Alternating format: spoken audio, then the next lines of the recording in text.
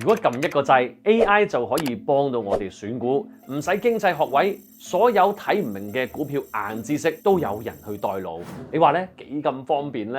問題係信唔信得過先？我知道有班人咧係完全唔信任 AI 㗎，不過識得善用 AI 工具，可以快速篩選走99% 唔合條件嘅股票，當堂咧可以慳一半力啊！所以啦，今集我想為大家提供一個折中嘅方法，令普通人咧都可以做到基金經理，選到優質股啊！好多留言咧都對呢個增長型收息股有興趣㗎，我決定研究部咧今次亦都會親自出馬，實戰示範賺價賺息。嗱，睇完呢集咧要帶走4樣嘢㗎。第一，知道咧 AI 選股要用到嘅免費工具同埋選股器。第二，知道 AI 嘅選股步驟，手把手教大家。第三，我哋改良咗嘅選股條件。第四，2隻增長型收息股嘅名單。最後咧仲會提供獲得成個完整名單嘅方法。記得咧要睇到最後啦。中意我哋嘅內容啊，記得咧訂閱同埋撳埋鐘仔搶先睇啦 ，like 同埋分享俾朋友，等多啲人咧更加了解咧投資理財知識啦。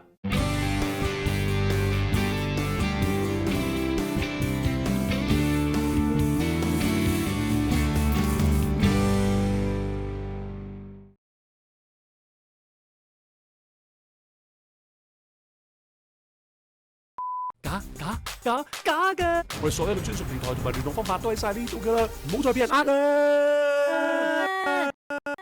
上一集已經示範過咧點樣用 AI 同埋 TradingView 去結合，一個唔識 programming 嘅人咧都能夠建立咧自動化交易程式去賺錢噶啦。為咗照顧翻傾向選擇傳統股票投資嘅朋友，我哋要索性利用 AI 去選股添。今次咧，我哋俾 AI 嘅任務咧有一定難度噶，就係要選出增長型收息股啦。嗱，首先我都要再度提一次，戴個頭盔，增長型收息股同埋普通收息股係唔同噶，唔係股息越高有派息記錄咧就等於好噶。增長型收息股咧要求一間公司最主要係有派息能力，又要有穩定增長嘅賺錢能力先，兩者都兼顧到先至有賺價賺息條件噶嘛。同一啲咧派下息養住班股東仔，但係價格咧冇增長嘅黃昏行業咧，亦都唔同噶。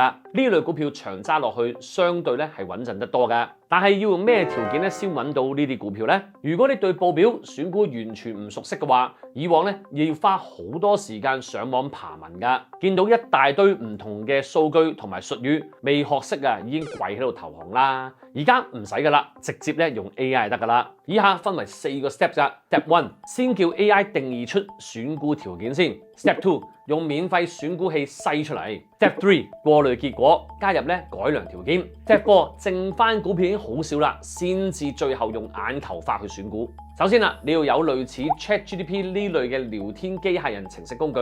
點樣喺網上登記咧？唔係今日討論範圍啦。上一集咧，我都示範咗用 ChatGPT 噶啦。今次咧，我哋試下用另一款聊天工具，叫做咧 Claude，聲稱咧係 ChatGPT 最大競爭對手。我哋咧先問下佢乜嘢叫做增長型收息股先啦，先界定咗咧我哋想討論嘅範圍。跟住啦，我就叫佢定義一啲相關嘅選股條件，要求咧佢提出一啲具體數據、數字範圍等等。為咗確保佢答嘅答案冇出錯，我刻意咧撳咗幾次 retry 噶，等佢咧答多幾次，然後咧先綜合咗呢一幅咧選股條件出嚟，方便咧下一步應用喺選股器上面噶。驟眼睇落去咧，呢堆條件都非常之合理，又考慮到公司嘅派息能力啦，同埋賺錢能力先。不過咧就忽略咗少少嘢啦，所以我哋喺陣間選股陣啊，就會加多幾個改良條件啦。接下嚟啦，我哋都會交俾研究部嘅師姐小寶手把手同大家實戰示範咧點樣利用呢啲選股條件，再配搭免費選股器選股啦。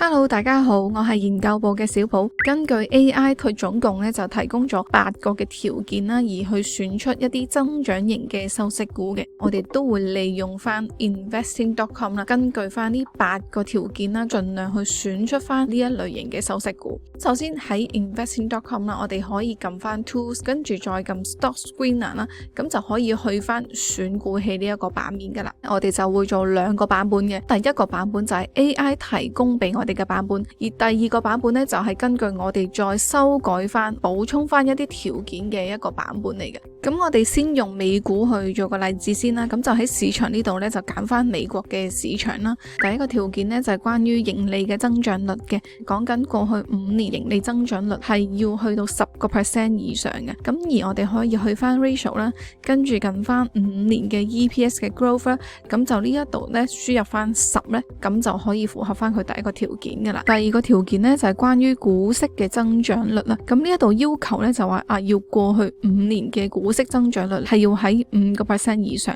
不過呢，由於唔係所有嘅選股器都可以咁細緻去選出過去幾年嘅條件出嚟噶，咁我哋呢，唯有呢，就係根據翻佢嘅選股器係盡量去滿足佢嘅條件。咁所以呢一度呢，我哋就可以去翻 dividend 呢一個位置啦，撳翻呢一個部分啦，然之後呢，喺呢一度再輸入翻5% 呢，而家嘅股票呢，就大概係得翻呢600幾隻嘅啫。下一個條件呢，就係關於股息嘅收益率啊，咁 AI 呢，就要提到大概喺2至4% 之間啦，最好呢，就係3% 左右嘅，繼續留翻喺 dividend 呢個位啦。咁跟住撳 dividend yield 啦，我哋就可以輸入翻2%，呢個係最低噶啦。下一步呢，就係關於 payout ratio 啦，盈利支付股息嘅比例啊，大概呢，就要喺30至到60% 之間啦。咁所以喺呢一個部分呢，我哋就打翻呢，就係30%左右咧就 OK 噶啦。呢一度咁我哋都係打翻就60% 左右啦。咁而下一個條件呢，就係關於 PE 比率啦，一般呢，就要低過行業嘅平均水平啊，咁就顯示個股價呢，就未被高估。不過呢，由於呢現時呢，我哋未必能夠呢喺呢一個選股器當中呢係同行業比較到嘅，咁所以呢，我哋唯有呢就係將呢一個 PE ratio 啦，咁就最起碼唔好係負數先啦，咁我哋就入翻個0先，咁起碼有一個 PE 係可以比較到先嘅。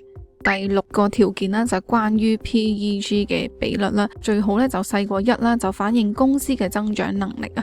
咁不過喺選股器當中呢，就冇 PEG 嘅比率呢可以俾我哋直接去選擇啦。咁所以呢個部分呢，我哋就 skip 咗，咁就去到第7個條件 Net Profit Margin 嘅，你可以撳翻 Fundamental 啦，跟住 Net Profit Margin 啦。咁呢個部分呢，我哋就根據翻 AI 嘅條件啦，係要高過10% 嘅，咁就顯示翻公司嘅盈利能力非常之高。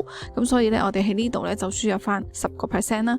最後一個條件呢，就係 ROE 啦，要高過行業嘅平均水平，大概係10% 以上。但係咧，選股器並冇 ROE 呢一個選項係俾我哋直接選擇嘅，咁所以呢一個部分呢，咁我哋都係 skip 咗。咁暫時呢，我哋就會有100隻大概係增長型嘅收息股咧。對於我哋要用眼球篩選法再去睇埋佢哋嘅報表呢，其實係十分之吃力嘅。咁所以呢，喺呢個時候呢，咁我哋就要去到第2個版本啦，就係再將呢個範圍再收窄佢啦。咁首先呢，就係關於呢一個市值嘅問題啊。通常呢，我哋就會可以大過100億啦，又或者係200億嘅。但係喺呢度呢，我就會選擇200億啦，因為始終我哋要買收息股嚟講呢，我哋都係想貨長線有個增長之餘呢，股票亦都係穩陣嘅。咁所以呢，越大嘅市值相對嚟講就會越好啦。第2樣呢，我就將個 payout ratio 啦，由本身呢最盡係去到60% 呢，就將佢校翻去最闊嘅位啦，限制住喺60% 呢。有一啲公司，例如佢今年嘅盈利係非常之好，咁而佢亦都派多咗息嘅時候呢，咁佢有機會係超過咗 payout ratio 係100% 嘅。咁所以呢，喺呢一個情況呢，咁我就會將佢呢就放到去最大先啦，咁就希望呢一啲公司都唔好甩漏啦。咁然後呢，我就再根據翻佢哋嘅成交量啦，咁就將個 average volume 呢，咁就大概呢就校到去1 mil 左右嘅。咁而家呢，剩低呢就大概係得翻33隻股票呢，咁就可以用呢一個眼球法呢，再揀一啲嘅增長型嘅收息股出嚟嘅。時間嘅關係咧，就直接 copy 咗喺個 Excel 度啦。大家要留意一樣嘢咧，就係增長型收息股同高息股咧係有分別嘅。點解一啲增長型嘅收息股佢哋嘅利率點解可以咁低嘅咧？即係又未至於話真係好高息喎。咁要知道咧，增長型收息股咧係講緊佢嘅盈利有增長啦，派息有增長之餘咧，佢嘅價格咧亦都係會有所上升嘅。咁所以一般如果你話睇到香港嘅股票啊，通常好似好高股息喎，但係同一時間佢嘅價格咧係冇個升幅喺度咧，有機會就可能你賺賺咗個息咧，但係就蝕咗個價格啦。咁而經過一番嘅篩選之後呢，咁就揀咗2隻嘅增長型收息股呢，咁其實都唔錯嘅。咁而家呢，就教大家點樣去留意翻佢嘅報表啦。首先啦，你就可以直接 copy 翻呢一個股票啦，你去翻 Guru Focus。咁而 Guru Focus 呢，其實佢係一個收費嘅版本嚟嘅。如果你係想免費去睇一啲資料嘅話呢，咁你可以打完佢嘅公司名之後呢，就直接撳 Financial。咁你就可以睇到咧佢相關嘅一啲股票嘅資料，但係如果你係撳 summary 咧，因為你係免費版本啦，咁就咩都睇唔到嘅，咁所以我哋要撳 financial 呢一個功能咧，先至可以睇到嘅。咁而去到股票嘅界面嗰度咧，咁就留意翻啦，我哋可以睇翻近15年先啦，例如佢嘅增長嗰個revenue 啦，睇下係咪有一個持續嘅增長喺度啦，咁呢一關係 pass 嘅，可以睇埋佢嘅EPS 啦，過去呢5年嚟講啦，咁呢一個都係 pass 啦，咁而最後就係佢嘅股息有冇增長呢？由2014年到2023年嚟講呢，佢都 keep 住係有個股息嘅增長喺度，咁所以呢一個呢亦都係 pass 嘅。第二隻呢就係 Extra Space Storage， 同一樣呢就可以喺 Guru Focus 打翻呢一個股票嘅名啦，睇翻佢個 revenue 有冇持續嘅增長啦，咁呢一關都係 pass 嘅。EPS 呢亦都有冇一個持續嘅增長喺度啦，咁呢一關都係唔錯啦。咁而最後呢，就係關於佢嘅股息呢都有一個持續嘅增長喺度嘅，其實都符合咗呢一個增長型收息股嘅條件，甚至乎呢，你可以留意翻佢嘅 cash flow 啦，係咪都係有一個增長嘅現金流喺度啦？咁呢一樣嘢都非常之重要嘅。咁今日呢，就分享到呢一度，再見。好啦，唔該晒小寶啊，由1萬隻資產呢，篩剩得翻33隻股票啊。大家頭先應該見到一張 Excel 表噶啦，列晒呢33隻選股結果，我會呢喺影片最後啦講低獲得呢個表嘅方法，希望大家去睇到最後。我有幾點需要補充翻噶。第一， AI 俾我哋嘅選股條件未必可以直接應用到喺選股器度噶，我哋要識得思考、調整、調校，用選股器咧可以話係一種藝術嚟噶。第二，暫時唔好盡信 AI， 佢俾我哋選擇條件咧，再用人為眼光咧過濾一下啲條件咧係咪合理、足唔足夠。例如咧公司嘅壟斷性質啦、穩定嘅現金流啊，係反映唔到噶，就要咧加入其他條件噶啦。第三，頭先講嘅眼球選股法，只係咧 BB 班嘅做法，